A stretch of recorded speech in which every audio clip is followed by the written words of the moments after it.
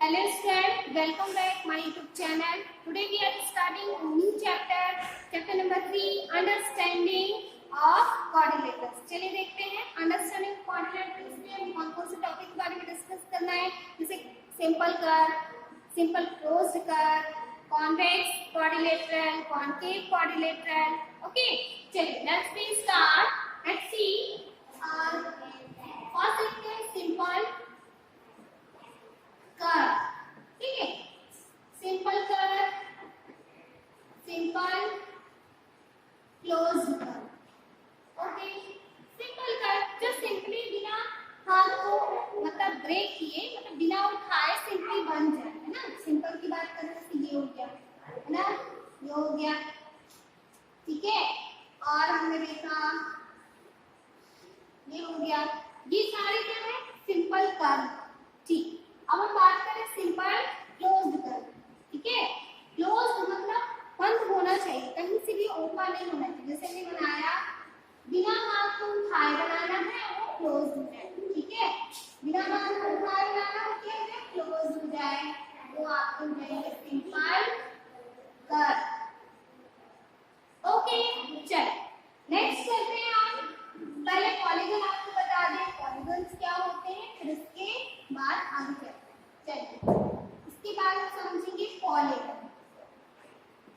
Polygon, yes, polygon क्या होता है, ऐसा फिगर जो कि लाइन सेगमेंट से मिलकर बना होता है, वो पॉलीगन्स कहलाते हैं. ठीक है, जैसे हम बात करें पॉलीगन, ट्रायंगल, ट्रायंगल भी पॉलीगन है.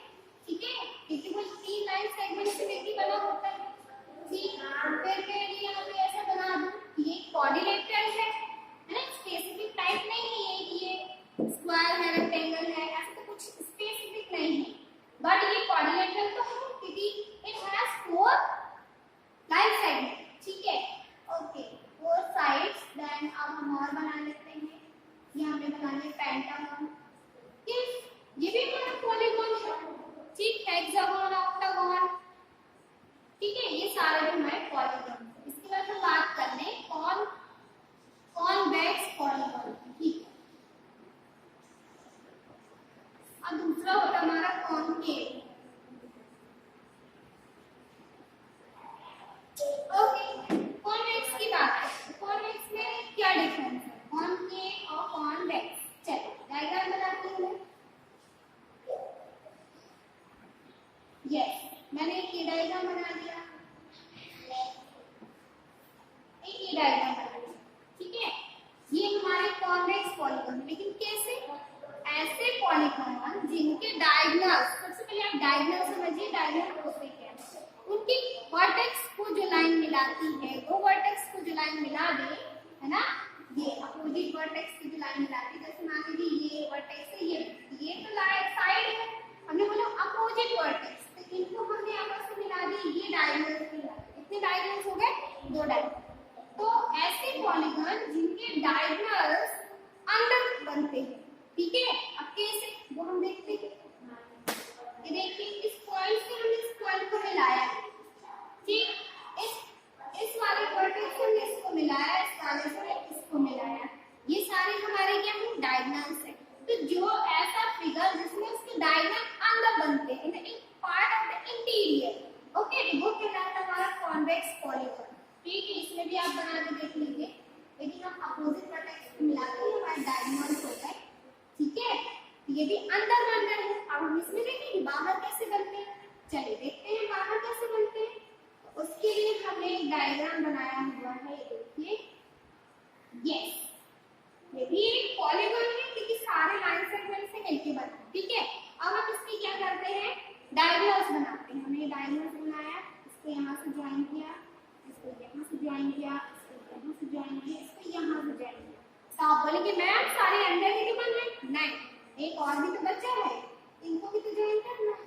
देखिए, ये इसके एक्सटीरियर पार्ट में बन रहा है. तो जैसे ये इसके एक्सटीरियर पार्ट में बन गया, that means this is a concave polygon. Okay, ये कौन सा पॉलीगन हो गया, कॉनकेव. आप कैसे क्लासिफाई करोगे कि ऐसा पॉलीगन जिसके डायगोनल्स उसके इंटीरियर पार्ट में बनते हैं वो कॉन्वेक्स कहलाता है, और जिसके डायगोनल्स एक्सटीरियर पार्ट में बनते हैं वो कौन कॉनकेव पॉलीगॉन्स कहलाते हैं। ठीक है, इन सिंपल लैंग्वेज में आप ऐसा भी बोल सकते हो कि ऐसा पॉलीगॉन जिसमें कोई भी मतलब ऐसा फिगर जिसमें कोई भी पार्ट इसके अंदर साइड होता है, अंदर साइड धसा बोलते हैं, ऐसा बोल सकते हैं। ठीक है, ये हम और बना सकते हैं।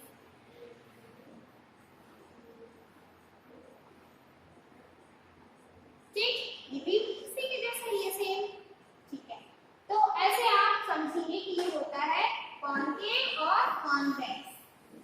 चलिए, इस बेसिक का यूज आप सारे बेसिक्स में आज आप डिस्कस कर रही हूँ। इस सारे बेसिक का यूज आपको 3.1 में देखना, सारे क्वेश्चन आपको 1 बाय 1 मिल जाएंगे।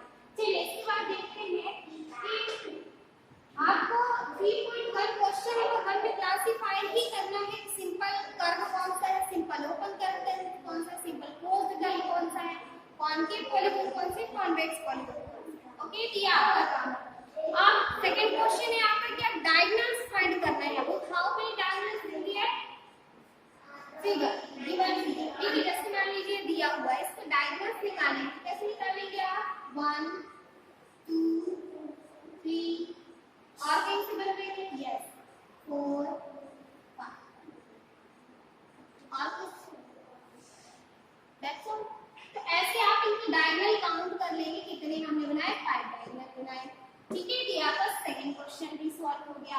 इसके बाद चलते हैं क्वेश्चन नंबर 4 की तरफ, है ना, जिसमें आपको क्या करना है, सम ऑफ एंगल फाइंड करना है। तो इसका एक फॉर्मूला होता है sum of angle. Sum of angle find करने के लिए फॉर्मूला होता है n - 2 * 180। ठीक है, where n = side of figure. ठीक है, नंबर ऑफ साइड्स, यहाँ पे लिख दिया नंबर ऑफ साइड्स। ठीक है, number of sides, n = number of sides. ठीक है, ओके, जैसे हम देख लेते हैं 1 बाय 1 में देखते हैं। हमने यहाँ पे ट्रायंगल, ठीक है, how many side in triangle, यहाँ पे आ जाएगा आपका n = 3 साइड। कितनी साइड है, 3 साइड। अब ट्रायंगल के तीनों एंगल का सम, ये एंगल कहलाते हैं। ठीक है, इन एंगल का सम कितना होता है वो हमें देखना है। तो हम इस फॉर्मूले में वैल्यू पुट करें, देखिए हम यहाँ पे निकाल लेते हैं। Sum of angle of triangle is equals to n - 2 * 180। Okay, n कितना है हमारा, c - 2 * 180। ओके, 3 में से बन गया 1 बन 1। ठीक है, इससे हमको ये पता चल गया कि कैसा भी ट्रायंगल हो, कितने भी डिफरेंट टाइप के हो, लेकिन हर ट्रायंगल का तीनों एंगल का हम सम करेंगे तो 180 आता है। फाइंड कैसे करेंगे, with the help of this formula. Okay, चलिए अब नेक्स्ट चलते हैं, कोऑर्डिनेटर का भी देख लेते हैं। ठीक है, नेक्स्ट फिगर हमने बनाया, देखिए यहाँ पे बना लीजिए। ये क्या है, एक कोऑर्डिनेटर है। इसके चारों है, इसमें कितने एंगल है, सबसे पहले 1 2 3 4 4 एंगल है। इन 4 एंगल का हम सम देखते हैं कितना होता है। तो sum of all angle of coordinator. ठीक है, ओके, n कितना है यहाँ पे, n देखिए कितना है, n - 2, इसमें हम वैल्यू रख रहे हैं। तो 4 - 2 * 180। ओके, 4 में से 2 * 180, दैट मींस 360। क्या आ गया कि कोऑर्डिनेटर के चारों एंगल का सम कितना होता है, 360 होता है। कैसे डिफाइन कर लिए, with the help of this formula. ठीक है, अब इसको हम और देख लेते हैं, ये कहीं पे फेल तो नहीं हो रहा। तो और देख लेते हैं, pentagon, hexagon, septagon, octagon. Okay, चलिए देख लेते हैं नेक्स्ट। अब हमने बनाया यहाँ पे पेंटागन। ठीक है, कितने एंगल है, 1 2 3 4 5। ये जो नाम दिए जाते हैं, पेंटागन, हेक्सागन, ऑक्टागन, ये एंगल के थ्रू दिए जाते हैं। कितने एंगल है, 5 एंगल है, तो क्या हो गया, पेंटागन। ठीक है, तो हम देख लेते हैं sum of angle is equal to n - 2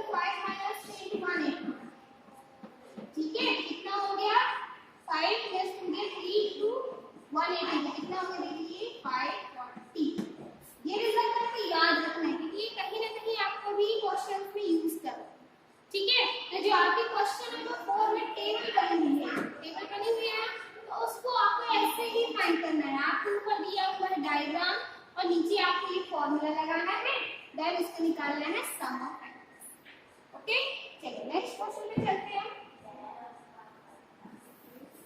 अब इस चैप्टर के मेन टॉपिक पे चलते हैं जहां से हमें एंगल फाइंड करने होते हैं। चलिए जैसे क्वेश्चन दिया है आपको,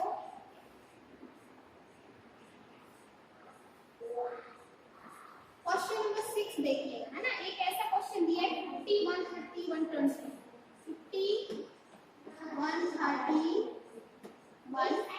आप डायग्राम बुक से देख लीजिए। चलिए देखते हैं कि अब ये हमको एक कोऑर्डिनेट में दिया हुआ है, इसमें ये एक्स पार्ट, ये जो अननोन पार्ट है, इसकी वैल्यू निकालनी है, इस वाले एंगल की वैल्यू निकालनी है।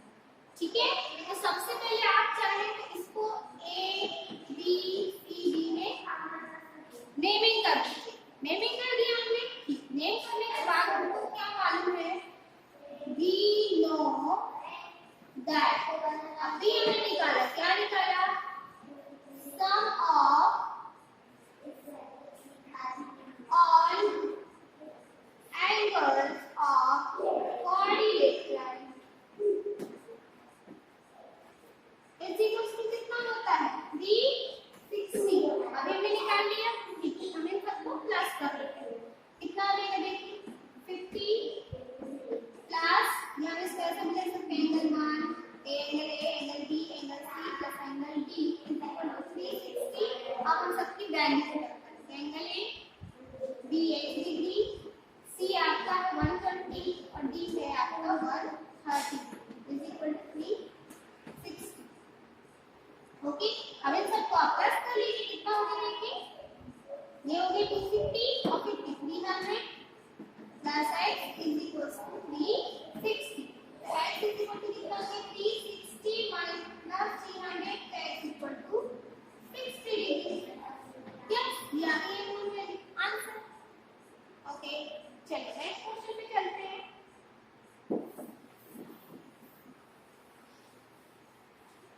क्वेश्चन नंबर 6 में एक आपको पेंटागन दिया हुआ है,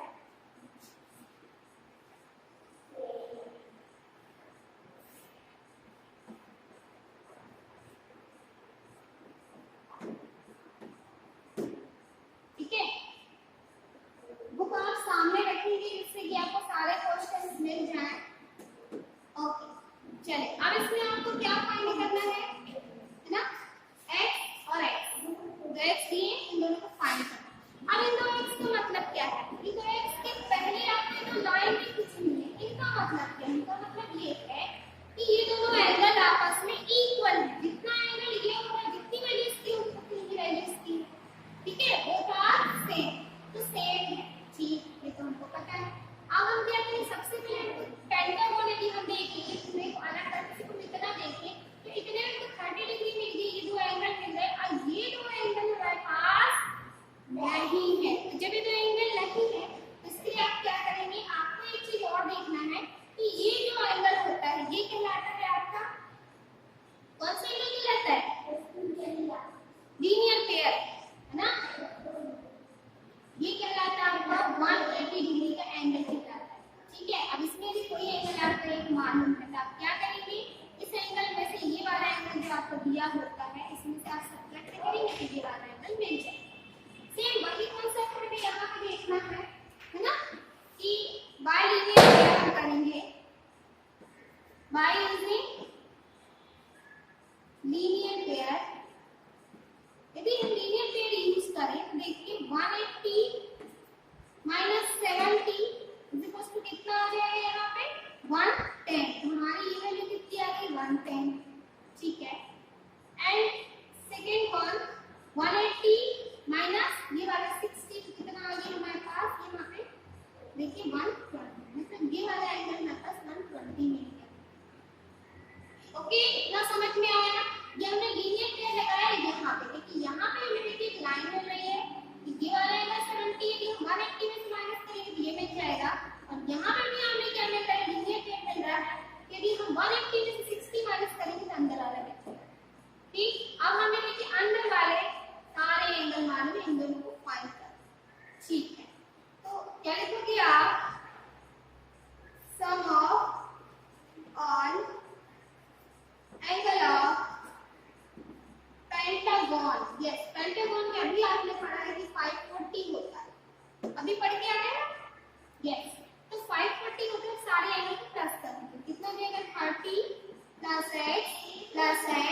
plus 110 plus 120 is equal to 5।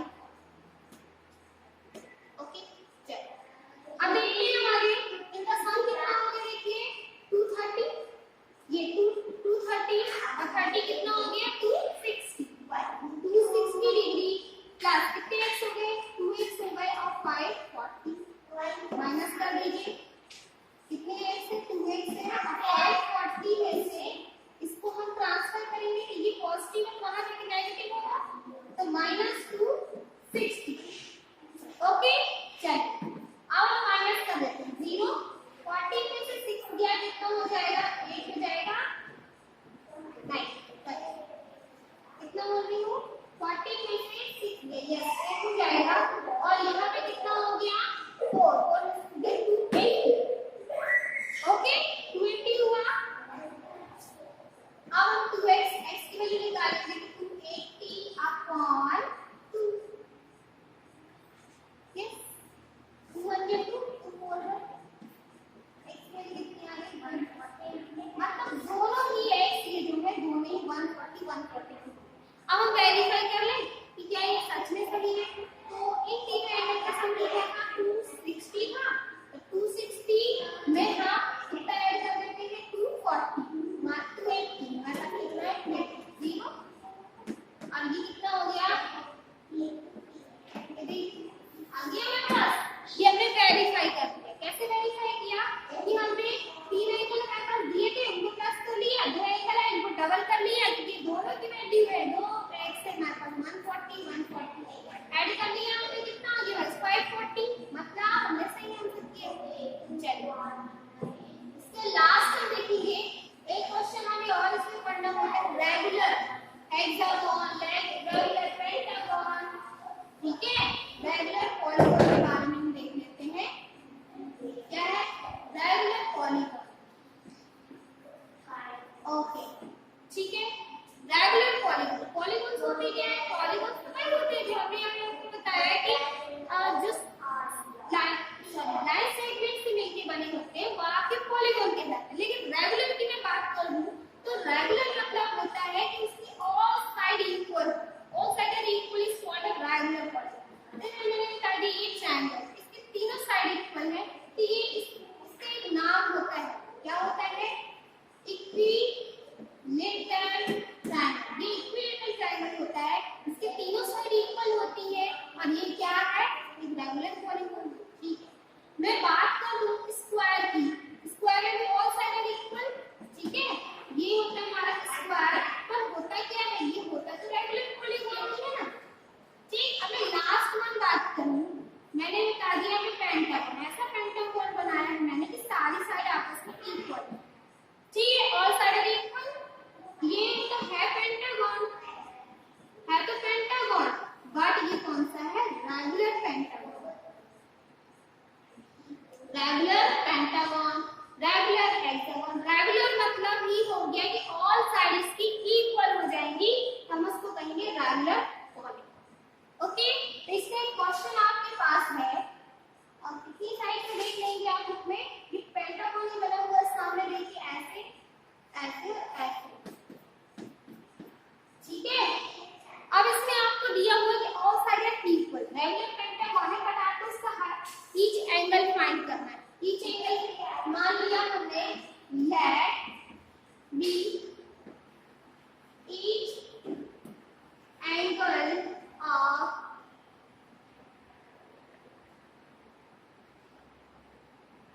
each angle of regular pentagon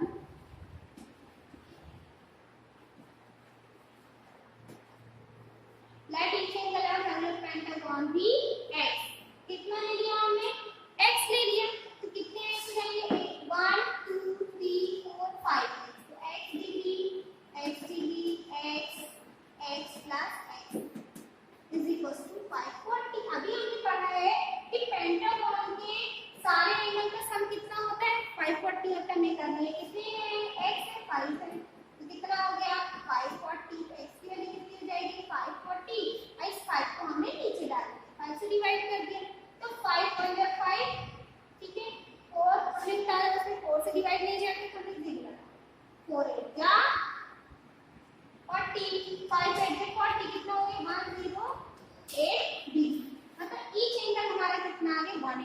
108। Okay, आप ये सारे क्वेश्चन अपनी बुक में एक बार देख लें, ठीक है। लास्ट क्वेश्चन हम करेंगे आप, इसके बाद जो आपका दिया हुआ है देखते हैं मुझे, और 3090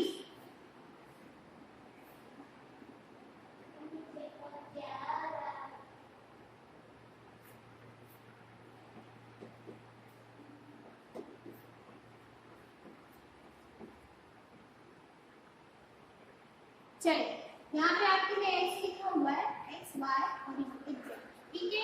अब हम एक क्वेश्चन ये भी देख लेते हैं, ठीक। यदि मैं इसकी बात करूँ तो इसमें आपको फिर से स्पष्ट दिख रहा है कि यहाँ पे आपको लीनियर पेयर बन रहा है, मिल रहा है लीनियर पेयर, मिल रहा है ना। चलिए, लीनियर पेयर से y इज एक लीनियर पेयर, y इज एक लीनियर पेयर से हमने क्या निकाली z की वैल्यू, तो क्या हो जाएगा, z इज इक्वल टू 180 में से हम 90 सब्ट्रैक्ट निकाल दें, है ना। ये हमारी z की वैल्यू आ गई 90, ये हमारा 90 आ गया, ठीक है। ये इसमें दिख नहीं रहा है लेकिन आपको बनाना है ऐसे ही कि दिखे भी 90, ठीक है। चलिए, इसके बाद इस x की भी हम बात करें तो x की वैल्यू भी ऐसी आ जाएगी, 180 माइनस 30 कितना आ जाएगा, 150, ठीक है। चलिए, और अब मैं y की वैल्यू निकालूंगी, लेकिन y के लिए तो हमारे पास कुछ भी नहीं है, अभी तो हमारे पास कुछ भी नहीं है, तो उसके लिए हम क्या करेंगे, सम ऑफ ट्रायंगल लगा लेंगे। देखिए, अब हमारे पास ये एंगल ये निकाल लें, ये निकल आएगा तो इससे माइनस करेंगे ये भी आ जाएगा, तो ठीक है। क्या लिखेंगे, ट्रायंगल सम प्रॉपर्टी लगा रहे हैं by using triangle sum property, ठीक है। ट्रायंगल सम प्रॉपर्टी से क्या देखते हैं, 90 डिग्री प्लस 30 डिग्री प्लस यहाँ पे हम कुछ वैल्यू ले लेते हैं, x y z r ले लिया हमने ना, r ले लीजिए इज इक्वल टू 180 डिग्री कितना हो गया, 120 degree plus r is equal to 180 degree, और 180 में से 120 के लिए कितना बचा, देखिए यहाँ पे 60 डिग्री, ठीक है। ये हमारे r की वैल्यू आ गई, ओके ओके। r की वैल्यू मतलब ये वाली वैल्यू आ गई, हमें निकालनी थी y की वैल्यू, तो y की वैल्यू थी आगे एक बार से again y using linear pair, linear pair बन रहा है ना, हम आपको लीनियर पेयर दिखा देंगे, एक लीनियर पेयर ये हमारा बन रहा 180 डिग्री का एंगल, ठीक है। तो y इज इक्वल टू क्या लिखेंगे, 180 माइनस r, तो y की वैल्यू क्या आएगी, 180 में से r कितना आया है हमारा, देखो 60 डिग्री, इसको हम अलग कर देंगे, 60 डिग्री की कितना आ गई है, 120, ये आ गया y की वैल्यू, ओके। अब आपको क्वेश्चन में बोला गया है कि sum of x y z की वैल्यू निकालनी है ना। तो नाउ क्या करेंगे यहाँ पे, x plus y plus z is equal to x की वैल्यू कितनी आ गई, 150 प्लस y की वैल्यू कितनी आ गई, 120, यस, प्लस हमारे पास z की वैल्यू कितनी है, देखिए z की वैल्यू 90 डिग्री, प्लस कर लीजिए, इनको कितना आ रहा है, 0 9 2 हो गया आपका 11 और 9 के 11 और 5 16 1, ठीक है, 1 ठीक है। x plus y plus z equal to 360, इसका मतलब इससे हमें एक रिजल्ट भी मिल रहा है, ध्यान से देखें तो हमें एक रिजल्ट मिल रहा है कि sum of all exterior angle is equal to 360 होता है, ठीक है। इस क्वेश्चन को सॉल्व करके हमने एक रिजल्ट भी फाइंड आउट किया है कि एक्सटीरियर एंगल का सम, मतलब जितने बाहर वाले एंगल होते हैं उनका सम 360 डिग्री होता है, ओके स्टूडेंट। ऐसे आप एक्सरसाइज 3.1 पूरी लगा लेंगे, ठीक है। एक्सरसाइज 3.1 आपको लगानी है, सारे क्वेश्चंस मैंने 1 बाय 1 बता दिए हैं। Thank you for watching my video.